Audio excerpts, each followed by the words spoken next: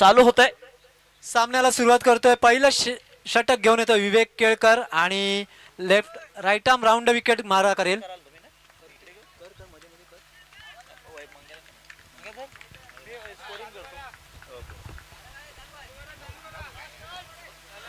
पहिला चेंडू विवेक केळकर वारेगाव एंडकडनं मारा करेल आणि समोर आहे तो म्हणजे शिवराज. लेफ्ट हँड फलंदाज पुढे येऊन सरसावून खेळण्याचा प्रयत्न, लॉंगॉनच्या दिशेने खेळण्याचा प्रयत्न होता, मात्र थोडासा अडथळा येतो आणि इथे एकाच धावावर समाधान मानावं लागेल. सुरुवात तर मात्र धडाक्यात करण्याचा प्रयत्न होता शिवराजचा. अतिशय महागडा खेळाडू या पूर्ण स्पर्धेतला, चांगली फलंदाजी करण्यामध्ये वाकबगार आणि जो आमचा स्टॅटिस्टिक्स येत आहे त्याच्यामध्ये आताचा ह्या ऑरेंज कॅप सुद्धा आहे त्याच्या डोक्यावरती, जी मानाची कॅप आहे. मंगेश मोरे माझ्यासमोर इथे जॉईन करतोय. आपला अतिशय हिंदीमध्ये चांगली कॉमेंट्री तो करतोच, परंतु पाहूया मराठी हिंदी दोन्ही मिक्स करेल. Mangesh, welcome to the commentary box. Kelkar याचा चेंडू मकरांसाठी थोडा कट केलेला चेंडू, त्यावरती एक धाव निश्चित मिळते. एका धावेने आता पुन्हा एकदा स्ट्राईक वरती आलाय तो शिवराज. शिवराज याच्या राडारमध्ये चेंडू आला तर सीमारेषा पार नक्कीच जातो. पाहूया, कालही त्याने 2 षटकार मारले होते. सुरुवातीला आधी संत पद्धतीने खेळत होता, पण चेंडू त्याच्या राडारमध्ये आला की सीमारेषा पार निश्चितच जातो. निश्चितच, परंतु त्याला एक थोडंसं डिसएडव्हान्टेज पण असेल, कारण वारा त्याच्या विरुद्ध वाहतोय, त्याच्यामुळे त्याचा जो हिटिंग झोन आहे तिथे मात्र त्याला थोडंसं खेळायला अडचण येऊ शकते. आणि विवेक पाहूया, इथे मात्र पंच रुपेश दोन्ही हात फैलावत आहेत आणि अवांतर म्हणून घोषित करतायत. याच्यावरती मात्र निश्चितच थोडंसं नियंत्रण ठेवायला लागेल. सेमीफायनलचा सामना आहे. ह्या नियंत्रण म्हणजे एकेरी दुहेरी ह्याने धाव संख्या हलती ठेवली तर निश्चितच त्याचा फायदा होऊ शकतो. एखादा लूज चेंडू भेटला तर त्यावरती प्रहार केला तर धावसंख्या निश्चितच टोटल 40, 45, 50च्या आसपास जाऊ शकतो. आणि माझा सर्वात आवडता प्लेयर तो म्हणजे मकरन समोर येतोय फलंदाजीसाठी. ह्या मुलाला मी लहानपणापासून बघतोय. अतिशय क्रिकेटचं वेळ, अतिशय चांगली फलंदाजी, क्षेत्ररक्षण आणि येस, सागरनी जे सांगितले ॲडिशनल इन्फॉर्मेशन मी सांगणारच होतो. रिव्हर्स खेळण्यामध्ये या पंचक्रोशीमध्ये माझ्या मते त्याचा हात कोणी धरत नाही आणि रिव्हर्समध्ये मात्र तो कधी कधी सापडतो सुद्धा. सापळा रचतात त्याच्यासाठी. आता एक मोठा फटका खेळण्याचा प्रयत्न होता मिड विकेट रिजनमध्ये, हा थोडासा घातक ठरू शकला असता, परंतु दोन्ही फलंदाज सेफ. एक धाव, एका धावेने धावसंख्या वाढते ती 5. आता पुन्हा एकदा स्ट्राईक वरती आहे तो शिवराज वारेकर. विवेकचं पण कौतुक करायला लागेल. ह्या सेमीफायनलचा सामना आहे. पहिलं षटक हाताळतोय. पहिल्या षटकामध्ये जे प्रेशर असतं ते प्रेशर निश्चितच चांगल्या पद्धतीने हाताळलेलं दिसतंय विवेकने आतापर्यंत. येस, निश्चितच सुनील नारायणची आठवण करून देतोय. थोडीशी स्लोवर लेग कटर टाकण्याचा प्रयत्न करतो. पुन्हा एकदा पुलटॉस चेंडू, इथे मात्र पुन्हा एकदा अडथळा येतोय आणि साईराज तिथे अटॅक करेस तोपर्यंत 2 धावा मात्र रोखू शकलेले नाहीयेत. हा थोडासा आपल्या फिल्डर म्हणजे मैदानाचा दोष म्हणता येईल, फिल्डरचा दोष नाही. याच्यामध्ये बरेचसे नैसर्गिक अडथळ्यामुळे थोडासा शॉट अडतो आणि त्यामुळे एकाच धावेवरती समाधान मानावं लागलंय. केळकर याचा जर रेकॉर्ड पाहिलं तर अष्टपैलू व्यक्तिमत्व आहे ते. या वेळेला उलटा पुलटा शॉट मारण्याचा प्रयत्न, परंतु तेवढंच चांगली फिल्डिंग होते आणि एकाच धावेवरती समाधान मानावं लागते ते शिवराजला. अतिशय चांगलं षटक हाताळलंय विवेकने. 8 धावा दिल्या आहेत. एक वाईड चेंडू, त्याच्यामध्ये एकही गडी बाद नाही. आणि आरोही स्पोर्ट्स या सामन्यामध्ये प्रथम फलंदाजी करताना 8 धावा, एकही गडी बाद नाही. मकरन मायगडे यांनी जर रिव्हर्स षटकार मारला तर सुबोध कुले यांच्याकडून 501 रुपयाचं रोख पारितोषिक आहे. हे थोडंसं आमिष ठरू शकतं, कारण जर तू मंगेश बघशील तर हवा ह्या साईडची, आपल्या रोड साईडची हवा आहे, त्याच्यामुळे लेफ्टीला तशी डिसएडव्हान्टेज आहे आता तरी खेळताना दुपारच्या सत्रामध्ये. जर त्या पद्धतीने फटका मारण्याचा प्रयत्न केला तर तो सापळ्यामध्ये बरोबर पकडू शकतो. निश्चितच हे आमिष दिलेलं आहे असं माझ्या मते वाटतंय. ओंकार येतोय गोलंदाजीसाठी. लेफ्ट आर्म राऊंड विकेट मारा करेल शिवराजसाठी. आता ही मात्र मोठीशी चकमक होऊ शकते. लेफ्ट आर्म गोलंदाज, लेफ्ट आर्म फलंदाज. पुन्हा एकदा शिवा पुढे येऊन करण्याचा प्रयत्न. इथे मात्र मिड विकेट रिजनला एकाच धावेवर समाधान. शिवराजला मोठे फटके खेळण्यापासून मात्र इथे थांबवत आहेत आरोही स्पोर्ट. निश्चितच 7 चेंडूंचा खेळ झालेला आहे. 2 षटक जर हे दोन्ही प्लेयर थांबले तर शेवटच्या षटकामध्ये, हाणामारीच्या षटकामध्ये षटकार चौकार मारण्याची या दोघांची ताकद आहे. निश्चितच. आणि त्याच्यानंतर येणारा फलंदाज आहे तो म्हणजे समीर पाटील. तो सुद्धा माझा आवडता फलंदाज आहे. बरेच वर्ष खेळतोय, बरेच चांगल्या लेवलचं क्रिकेट खेळलाय, या पंचक्रोशीमध्ये चांगलं नाव कमवलंय आणि मागच्या सामन्यामध्ये सुद्धा त्यांनी तो यावेळी फुलटॉस चेंडू फेकून दिला पाहूया, पण सीमारेषेवरती झेल टिपलाय. आणि इथे मोठा मासा अडकलाय. गौरव मोरे तिथे कोणती चूक करत नाहीये आणि फुलटॉस चेंडू भिरकावून देण्याचा प्रयत्न करताना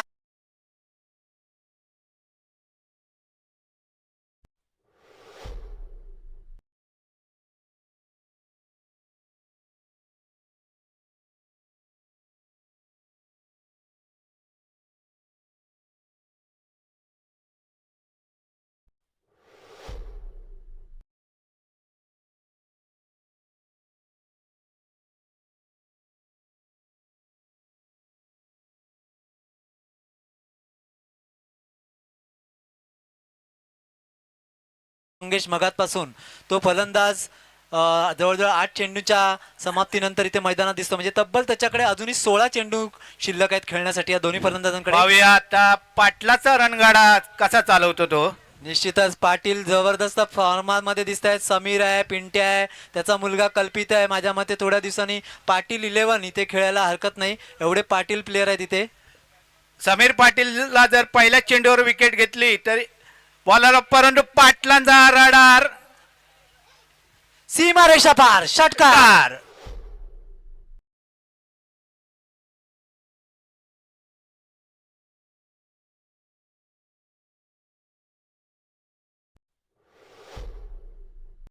योग्य तो सन्मान दिला, अतिशय भावपूर्ण सन्मान दिला सीमारेषा पार धाडून. अजून एक जर षटकार मारला तर मकरंद पाटील यांच्याकडून 100 रुपयाचा पारितोषिक आहे. विकेट घेतली तर प्रकाश नागवेकर यांच्याकडून 200 रुपयाचा प्राइज.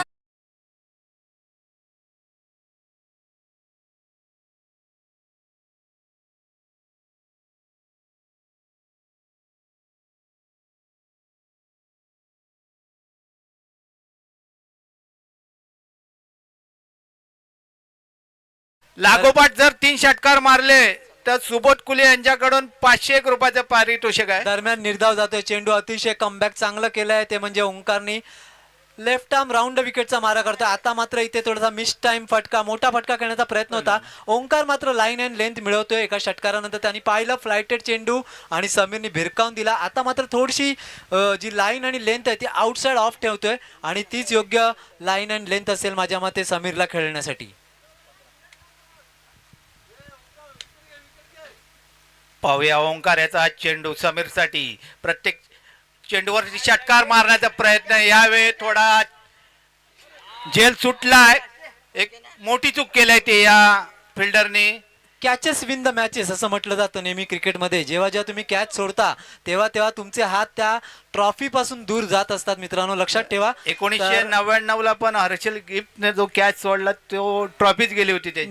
निश्चितच जेव्हा जेव्हा तुम्ही कॅच सोडाल तेव्हा तेव्हा तुमचा हात त्या झळझळत्या ट्रॉफी पासून दूर 2 जात असतो. षटकाच्या समाप्तीनंतर धाव संख्या झाली ती 16. एक बाद 16.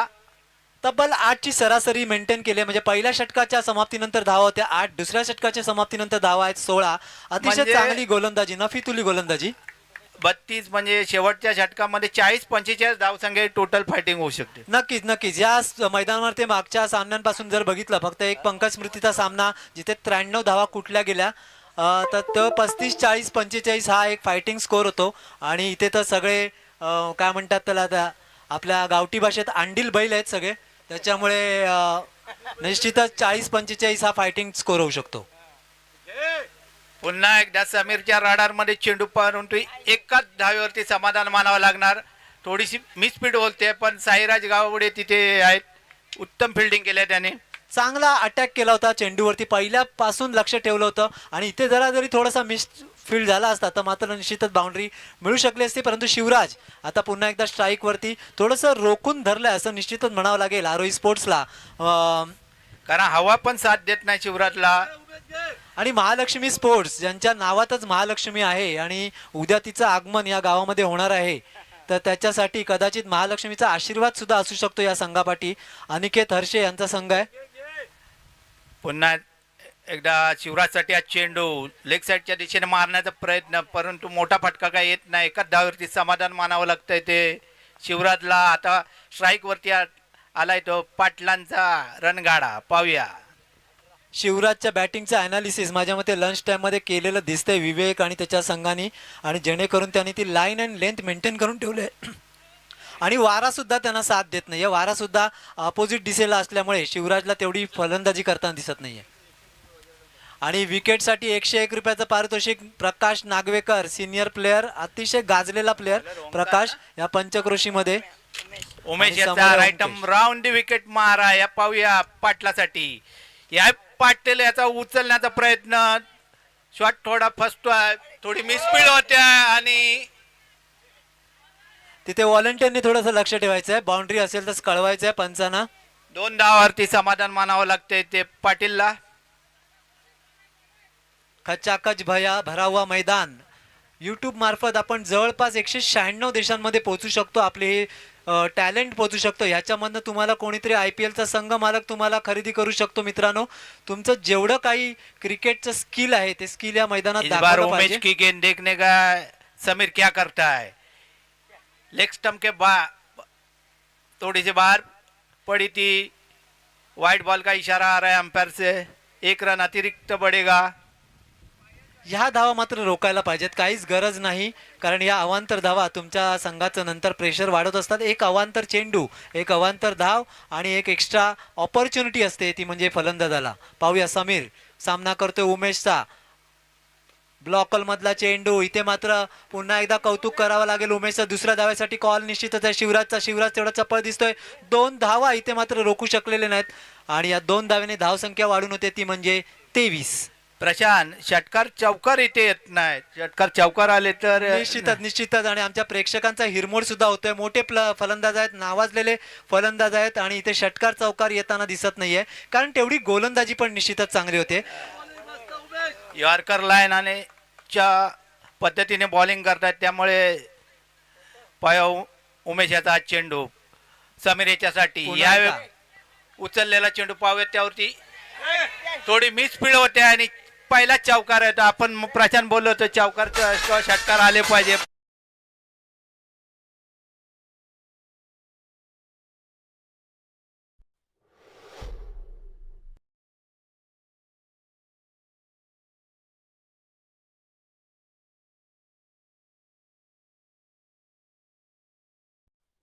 परंतु ह्याच्यामध्ये बॅट्समन पेक्षा सुद्धा फिल्डिंग साईडचं कौतुक करावं लागेल त्या चौकारासाठी. बॅट्समन तर तेवढं फार कौतुक नाहीये, कारण मिस टाइम फिल्डिंग होती तिथे, आणि त्याचा मात्र फटका बसतो. आता मात्र फुलटॉस चेंडू. पाहूया, हा झेल होऊ शकतो कव्हर रिजन मध्ये. क्षेत्ररक्षक मात्र इथे थोडासा हा ना परिस्थितीमध्ये होता. 2 धावा तर निश्चितच धावून काढतायत दोन्ही फलंदाज. 3ऱ्या धावासाठी कॉल आहे, मात्र शिवानी मात्र दुर्लक्ष केलेलं आहे, आणि समीरला सांगितलंय तू फलंदाजी कर. पुन्हा एकदा 2 धावा, 2 धावांनी धावसंख्या वाढते, ती म्हणजे 29 धावा. 3रं षटक मैदानात मार्गस्थ समाप्त माझ्या मते. आणि 4थं षटक पाहूया. आता मात्र इथे कस लागेल.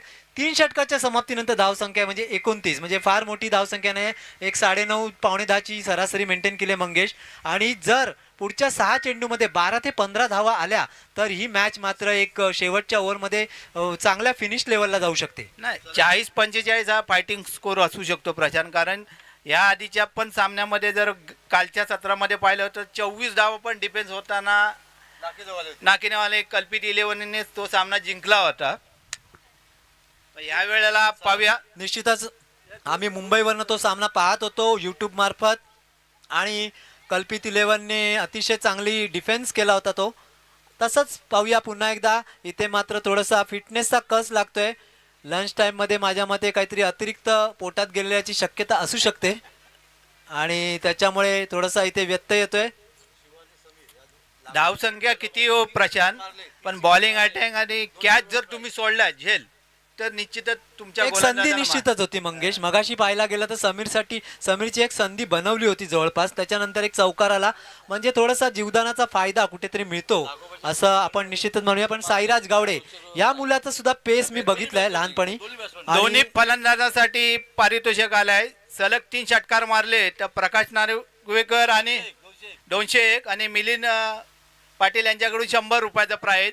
आणि इथे मात्र पाहूया, इथे नाही नाही नाही नाही नाही, एक चांगली चूक होता होता मात्र वाचलेली आहे.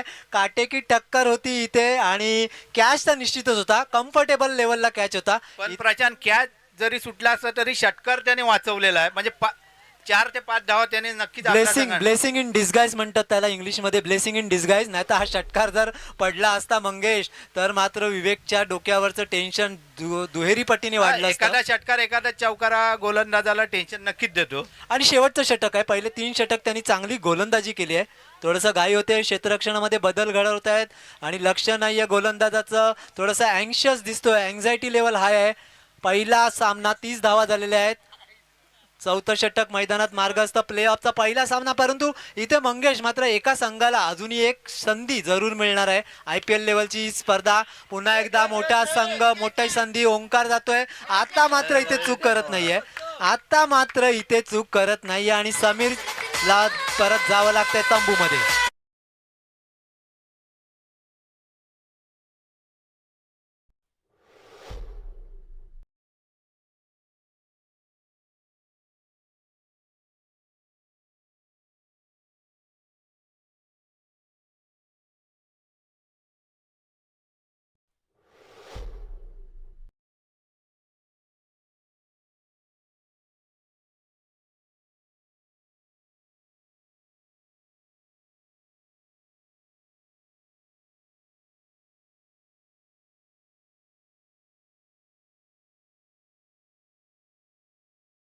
रोहित सावंतने सलग तर 3 षटकार खेचले. रोहित सावंतने जर सलग 3 षटकार खेचले तर रुपेश निवेणकर यांच्याकडून एक उत्कृष्ट पद्धतीची बॅट त्याला मिळणार आहे आणि सलग 2 षटकार खेचले तर रोख 500 रुपयाचं बक्षीस असणार आहे. कालच्या सामन्यामध्ये पण त्याची फलंदाजी चांगली झाली होती. जरी मी सामना पाहायला आलो नसलो तरी आवाज मात्र नक्कीच येत होता त्याच्या षटकार चौकारा. इथे मात्र आरोही स्पोर्ट्सचं थोडंसं कॅल्क्युलेशन मला जरा कळलेलं नाही सागर. तू बघशील तर मगातपासून एक लेफ्टी फलंदाज ऑलरेडी त्यांचा मैदानात आहे, जो फारसा इथे काही करताना दिसत नाही, कारण हवा त्याच्या विरुद्ध आहे. पुन्हा एकदा लेफ्टी फलंदाजाला पाठवण्यामागे त्यांचं कॅल्क्युलेशन निश्चितच मला कळत नाही. परंतु anyway it's a captains decision. कदाचित त्यांच्यातला तो म्हणजे म्हणतात ना प्रहार करणारा फलंदाज असेल किंवा त्यांच्याकडे दुसरा एखादा फलंदाज नसेल की त्याच्यावर डिपेंड असते. थोडंसं क्रिकेटमध्ये हवेचं सुद्धा गणित लक्षात ठेवायला पाहिजे. एनिवेज पुढचे 4-5 चेंडू आपल्याला पाहिजेत. काय चमत्कार करतायत दोन्ही फलंदाज रोहित आणि शिवराज. मोठा फटका निश्चितच. इथे मात्र थोडंसं यावेळेस जरी हवेचा विरोध असला तरी रोहितने षटकार तर नक्कीच मारलाय. निश्चितच.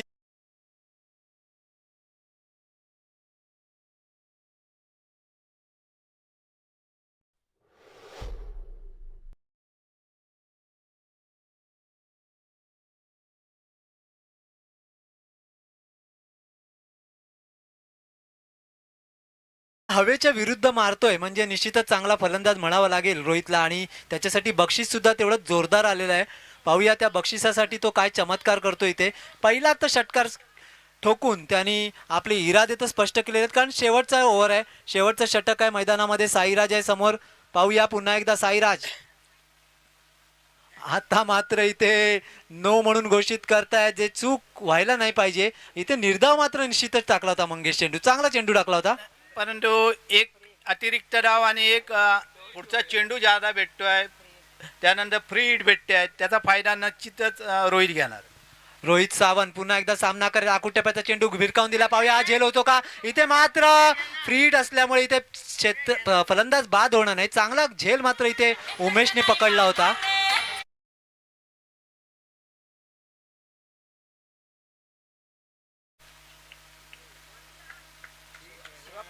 पुन्हा एकदा शिवराज वारेकर. पाहूया या शिवराजने उचलला चेंडू. पाहूया थोडीशी मिसफील्ड होते आहे, त्यावरती 2 धावा तर निश्चित काढल्यात. पाहूया तिसरी धाव येते का. इथे मात्र शिवार धावचित होतोय आणि निश्चितच एक उंच फटका खेळण्याचा प्रयत्न शिवराजचा होता, अयशस्वी ठरतोय आणि क्षेत्ररक्षण सुद्धा चांगलं दिसतंय तिथे माझ्या मते.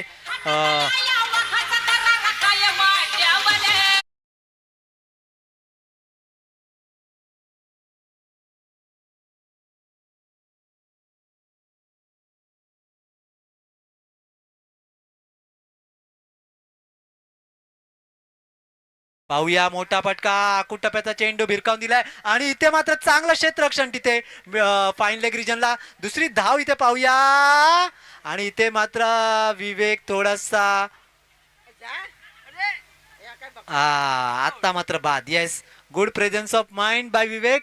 स्टंप उचलला आणि परत पाठवलं. शेवटचा चेंडू होता माझ्या मते, त्याच्यामुळे धावण्यासाठी जोरदार प्रयत्नही केले होते. 2 धावा मात्र इथे निश्चितच धावसंख्या झाली आहे ती म्हणजे 42. 43 धावांचं माफक आव्हान आहे, म्हणजे एक षटकार जर आला नसता तर अजूनही धावसंख्या कंट्रोलमध्ये राहिली असती. परंतु रोहितचं सुद्धा कौतुक करावं लागेल, साईराजचं कौतुक करावं लागेल. शेवटच्या षटकामध्ये गोलंदाजी करणं तसं फारसं जिकरीचं काम असतं, कठीण काम असतं मित्रांनो. लक्षात ठेवा, शेवटच्या षटकामध्ये तुम्हाला पडली तर मात्र मॅच हाताबाहेर जाऊ शकते. धावसंख्या झाली 42, संघासाठी जिंकण्यासाठी हवी ती म्हणजे 43. आणि इथे मात्र आपण सर्वांचा एक आवडता प्लेयर यशवंत पड्याळ म्हणजे यशाप्पा येताना दिसतोय. निश्चितच प्रकाशला त्याचे जुने दिवस आठवतील, मला सुद्धा आमचे जुने दिवस आठवतील. यशवंत पड्याळ हा सुद्धा क्रिकेटचा अतिशय मोठा चाहता, चांगलं क्रिकेट खेळणारा आणि नेहमी क्रिकेटसाठी आम्हाला आठवते पार्ल्याला दादरला आम्हाला फोन करून करून बोलवायचा. आणि यशवंत पड्याळ नंतर आत्माराम आणि बरेच प्लेयर, संतोष, देवानंद मोहिते असे चांगले चांगले प्लेयर होते. आणि यशाप्पा इथे आलेला आहे, त्याला कॉमेंट्री बॉक्समध्ये आम्ही निश्चितच आमंत्रित करू. यशाप्पाला, मुंबई इंडियन्सचा प्लेयर यशाप्पा, ये बस बस.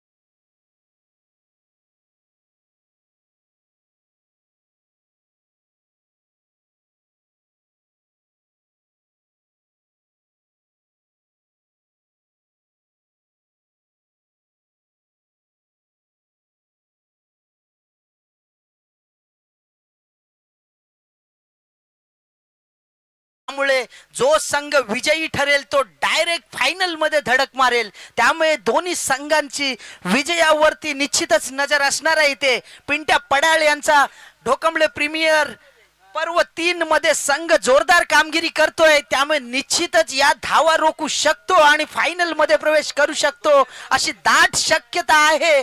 परंतु महालक्ष्मी स्पोर्ट्स संघाकडे सुद्धा धडाकेबाज असे फलंदाज आहेत, दादू गावडे, ओमकार सनगरे, उमेश सनगरे. त्यामुळे या धावा सुद्धा त्या पार करू शकतात. काय हा, जर पहिल्या चेंडूवरती मकरंद मांगडे याच्या जर षटकार कोणत्याही फलंदाजाने लगावला तर प्रकाश नागवेकर यांच्याकडून 201 रुपयाचं पारितोषिक आलंय. परंतु प्रकाश मकरंद मांगडे एक सटीक गोलंदाजी करतोय या टुर्नामेंट मध्ये, सोयर मारा करताना दिसत नाहीये, टिचून गोलंदाजी करतोय, नवीन चेंडूचा पुरेपूर वापर करताना दिसतोय आणि ही महत्वपूर्ण मॅच आहे. या मॅच मध्ये सुद्धा पिंट्या पडाळ यांना मकरंद मांगडे कडून मोठ्या अपेक्षा असतील. पाहूया मकरंद काय करतो. दरम्यान सलामी जोडी मैदानात दादू गावडे आणि उमेश सनगरे. पाहूया मकरंद मांगडे पहिला चेंडू टाकण्यासाठी तयार. 43 धावांचं उद्दिष्ट समोर ठेवताना या पहिल्या प्लेऑफच्या सामन्यामध्ये आरोही स्पोर्ट्स आणि वर्सेस महालक्ष्मी स्पोर्ट्स. महालक्ष्मी स्पोर्ट्सचे दोन्ही फलंदाज उमेश आणि साईराज आणि सामना करेल तो म्हणजे मकरंद्याचा राईट आर्म राऊंड विकेट. आकुटप्याचा चेंडू थोडासा आउटसाइड ऑफ स्टंप. इथे मात्र जोरदार अपील होते शिवराज मार्फत, मात्र फेटाळून लावत आहेत स्क्वेअर लेगचे पंच ओंकार मोरे. पहिला चेंडू निर्धाव चेंडू. मी अगोदरच बोललो होतो की मकरंद मांगडे लय मध्ये आहे या स्पर्धेमध्ये, नवीन चेंडूचा चांगला वापर करतोय, निर्धाव चेंडू टाकतोय, तीच लय दिसते. पाहूया पुन्हा एकदा या षटकातील दुसरा चेंडू स्ट्राईकला असेल तो उमेश, पंचांना क्रॉस करून टाकलेला हा चेंडू उमेश साठी पुन्हा एकदा गोल्डन स्पॉट वरचा चेंडू सरळ जातोय यष्टी रक्षकाच्या हातामध्ये. निर्धाव चेंडू, दडपण 43 धावांचं आव्हान आहे आणि टिच्चून गोलंदाजी होते ते मकरंद याच्याकडून. पाहूया. आणि इथे जी सुरुवात करून द्यायला पाहिजे होती उमेश यांनी ती मात्र करून देताना दिसत नाही. 2 निर्धाव चेंडू म्हणजे तुमचं प्रेशर वाढलेलं आहे जवळपास 22 चेंडूचा आणि पुन्हा एकदा एक तिसरा निर्धाव चेंडू. वीरेश इथे बघा. माझ्यामध्ये थोडीशी स्ट्रॅटेजी चुकताना दिसते. 43 धावाच आहेत, 24 चेंडू मध्ये 43 धावा तुम्ही कशाही पार करू शकता. बघा फलंदाचा स्टान्स ओळखलाय. गोल्डन स्पॉट वरती फक्त चेंडू सोडतोय मकरंद. अनुभव तर आहेच आणि लय सुद्धा आहे. चौथा चेंडू घेऊन मकरंद उमेश साठी पुन्हा एकदा त्याच स्पॉट वरती टाकलेला चेंडू स्वतःच्या फॉलो थ्रू मध्ये फील्ड करण्याचा प्रयत्न, पण तो चेंडू लॉंग ऑनच्या दिशेने येतोय. 1 धाव पूर्ण केली जाते. मला वाटते ही पहिली धाव असावी. 4 चेंडू नंतर पहिली धाव. 4 चेंडू नंतर वैयक्तिक खातं खोलतोय तो उमेश आणि संघाचं देखील खातं खोललं जाते. परंतु आता स्ट्राईकला येतो दादू गावडे, साईराज गावडे या पंचक्रोशीतील धडाकेबाज फलंदाज. पहिल्या चेंडूवरती जर आता षटकार मारला तर 101 रुपयाचं पारितोषिक असेल.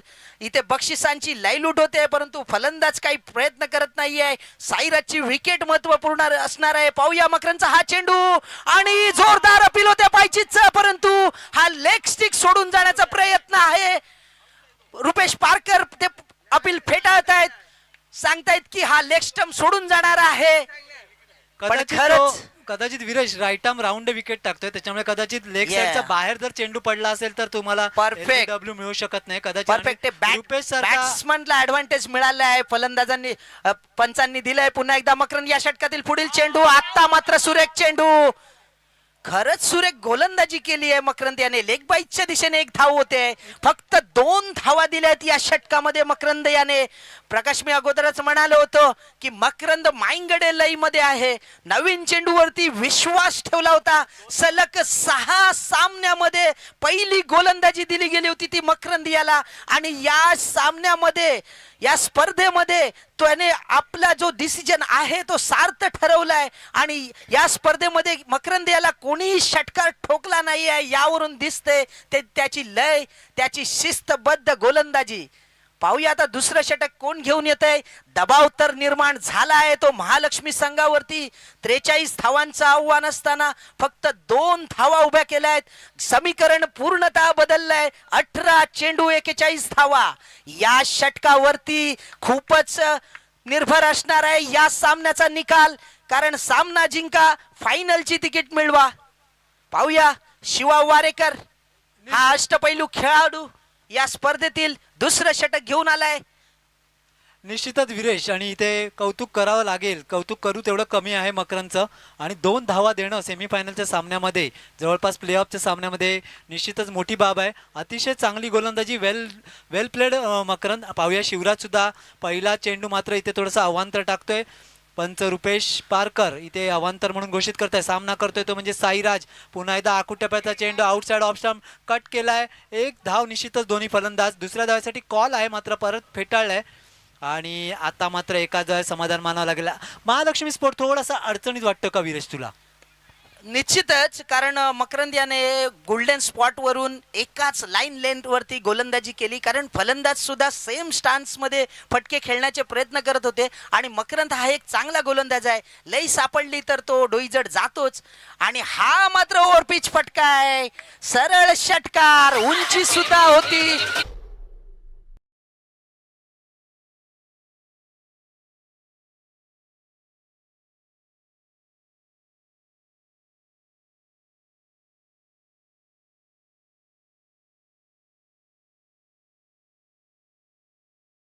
धाव असा चेंडू. आता मात्र चांगलं कमबॅक मिळतंय शिवा याच्याकडून.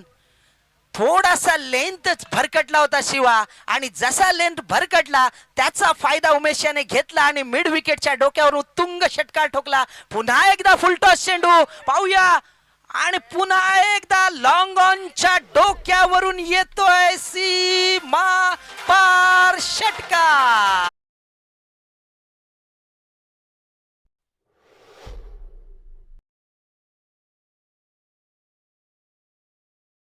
महालक्ष्मी संघ थोडासा कमबॅक करताना दिसतोय. थोडेसे दरवाजे उघडताना दिसतोय. आता मात्र मिस टाइम फटका मिड विकेट रिजनला. पाहूया मयूर आणि तिथे 2 क्षेत्ररक्षक इथे हाना मध्ये इथे मात्र 2 धावा 2 धावा मात्र इथे फलंदाज धावतायत. एक कॅच साठी प्रयत्न करायला निश्चितच पाहिजे होता. हा ना हा मध्ये चुकतोय आणि इथे मात्र संघ जातोय धावसंख्येवरती 18. म्हणजे पहिल्या षटकाच्या समाप्तीनंतर धावा होत्या 2, दुसऱ्या षटकाच्या समाप्तीनंतर धावा आहे म्हणजे 18. तब्बल 16 धावा या षटकामध्ये आल्या आणि कौतुक करावं लागेल ते म्हणजे उमेश संचं. मंगेश, पहिल्या षटकानंतर जवळपास महालक्ष्मीचे दरवाजे थोडेसे बंद झाले होते. अजूनही या षटकातील एक चेंडू शिल्लक आहे, याची नोंद घ्यायची आहे. धाव संख्या होते ती 18. समीकरण पूर्णतः बदलत जात आहे. 2 षटकारांनी सामना बदललाय. सामना जरा झुकताना दिसतोय तो महालक्ष्मी संघाच्या बाजूनं. पाहूया शिवा वारेकर आपल्या या चेंडूवरती बळी घेतो का, कारण विकेट घेणं आता खूप इम्पॉर्टंट आहे ते आरोही संघासाठी. पाहूया शिवा याचा हा चेंडू पंचांना क्रॉस करून चेंडू फेक करतोय. हा मात्र उत्तुंग फटका, सरळ टाटा बाय बाय षटकार. याला इथे हवेचा सुद्धा तेवढाच सपोर्ट आहे. मगाशी मी बोललो होतो त्या मिड विकेट रिजनला ज्या तुम्ही फटका घेता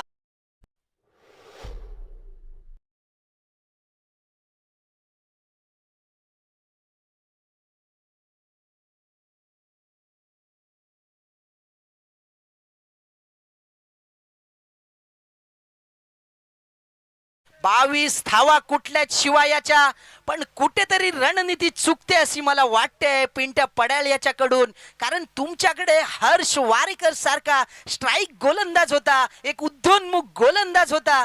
जर पहिली ओव्हर 2 धावांची आली होती तर तुम्ही हर्ष याच्यावरती विश्वास दाखवू शकला असता, कारण दोन्ही मोठे फलंदाज मैदानावरती होते. पण आता वेळ निघून गेली आहे. 22 धावा कुठल्या गेल्या, धाव संख्या जाऊन पोचली ती 24 वरती. अजूनही या सामन्यामध्ये कमबॅक करू शकतात. धावसंख्या झाली 24, म्हणजे जिंकायला तब्बल अजूनही 19 धावांची आवश्यकता. 12 चेंडू 19 धावा. पुन्हा एकदा ब्लॉकर मधला चेंडू बघा. साईराज मात्र डग आउट करतोय आणि इथे मात्र 1 धाव. पुन्हा एकदा हार्ड हिटिंग फलंदाज उमेश, ज्यांनी अपेक्षा तर निश्चितच उंचावल्यात. ज्यांनी पहिलं षटक जवळपास मेडन घातलं होतं त्यांनी मात्र 3 षटकार खेचून कमबॅक केलंय. जोरदार कमबॅक उमेश सनगरे मार्फत. दरम्यान हर्ष पुढील चेंडू घेऊन पहिला यॉर्क लेनचा चेंडू. या गोलंदाजाकडे कला आहे, हा उद्योन्मुख गोलंदाज आहे, यात शंका नाही. बघा चांगला चेंडू, परंतु लॉंग ऑनच्या डोक्यावरून सरळ षटकार. पंचांचा इशारा येतोय 6 धावांचा. बॉलर बॅक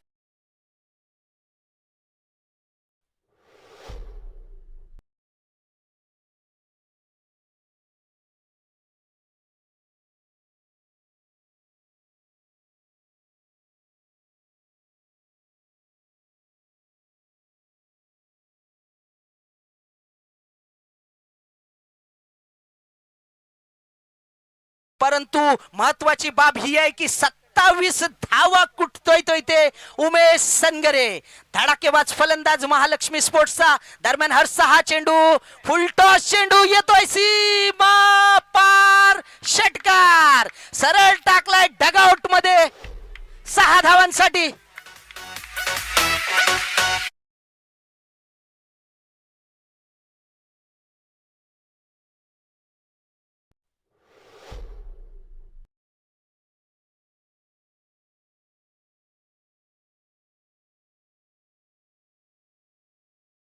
उमेश षटकार वरती षटकार ठोकतोय इथे. हर्ष वारेकर दडपणाखाली आहे. धाव संख्या पोचते ती किती, 37. पाहूया हर्षाचा चेंडू, हा मात्र सुरेख चेंडू. तितकाच संयमाने खेळतोय कव्हरच्या दिशेने. चांगलं क्षेत्ररक्षण होते प्रतीक याच्याकडून. 2 धावा रोखू शकत नाहीये. धाव संख्या 2 ने वाढते, परंतु ओव्हरथ्रो होतोय आणि 3री धाव पूर्ण करतोय तो उमेश. बघा हीच तर खरे क्रिकेटची मजा आहे. तुम्ही मगाचपर्यंत 5 सामने जिंकला होतात, एक वरचढ संघ होता, परंतु प्लेऑफच्या दिशेने आलात. मोठ्या सामन्याचं दडपण दिसतंय आणि संघ थोडासा दडपणाखाली येऊन गचा क्षेत्ररक्षण चालू करतोय. काय वाटतंय प्रशांत? निश्चितच. आणि मॅचला काय सुरुवात केली होती मकराने, 2 धावा दिल्या होत्या. असं वाटलं होतं की जवळपास महालक्ष्मी संघ 43 धावांचा पाठलाग करताना कुठेतरी अडखळताना दिसतोय का, परंतु उमेशने त्यानंतर जे रन पेटवले आपण म्हणू शकतो. 5 षटकार जवळपास त्यांनी घेतले आणि त्याच्यातले 3 षटकार तर साईड स्क्रीनवरती. हे एका मोठ्या फलंदाजाचं रक्षण आहे. बघा दादू गावडेचा संयम, खरोखर चांगलं क्रिकेट म्हणावं लागेल दादू याच्याकडून. दादूला माहिती आहे उमेशची बॅट चालू आहे, मला त्याला स्ट्राईक वरती ठेवायचं आहे आणि चांगला गेम प्लॅन हा. खरंच हे यंग खेळाडूंकडून हे गेम रीड जर आपण बघतोय तर ते निश्चितच चांगलं असं म्हणावं लागेल. दरम्यान हर्ष वारेकरचा हा चेंडू उमेशसाठी, हा फसवा चेंडू आणि बाद. चांगला चेंडू सरळ यष्टीच्या समोर सापडतोय आणि यष्टी पायचीच्या रूपाने धक्का बसतोय. तो महालक्ष्मी संघाला उमेशच्या रूपाने दुसरा धक्का बसतोय. 36 धावा कुठल्या जवळपास उमेशनी पहिला धक्का आहे ना ते? पहिला धक्का, परंतु Sorry, उमेशनी पहिला धक्का जवळपास बसलाय. आव्हानच संपून टाकलं आरोही स्पोर्ट्सचं या तिसऱ्या षटकाच्या. खरंच खणाघाती खेळी करून तंबूत परतलाय. 13 चेंडू 36 धावा. सामन्याचं पूर्ण चित्र बदललं होतं. ते उमेश सनगरे याने 5 षटकार ठोकले होते आणि आरोही संघाचं जे स्वप्न होतं, धाव संख्या झाली ती दोन हव्यात जिंकायला. किती 41. दोन 6 धावा चेंडू जिंकायला. आणि 2 धावा.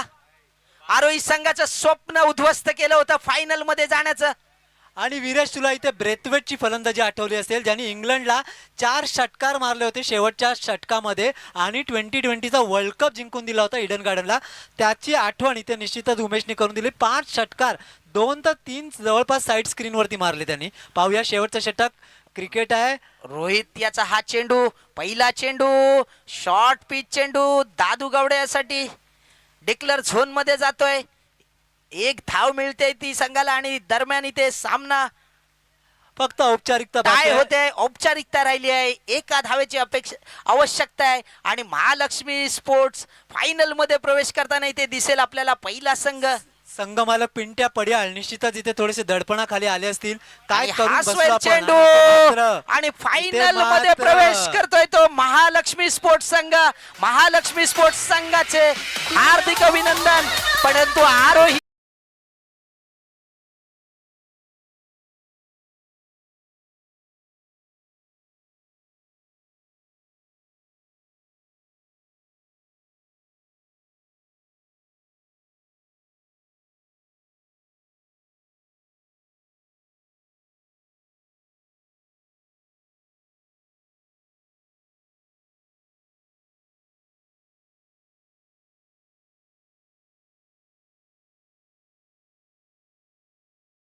महालक्ष्मी स्पोर्ट्स आणि जाऊन पोहोचलाय फायनल मध्ये. आरोही स्पोर्ट्सला दुसरी संधी आहे, पण त्याच्यानंतर होणारा सामना कल्पित 11 वर्सेस मास्टर माइंड. दोन्ही संघाच्या कर्णधारांनी पॅव्हिलियन समोर यायचे. नाणेफेकीचा कौल होतोय. दोन्ही संघाच्या कर्णधारांनी कल्पित पॅव्हलियन मध्ये यायचंय.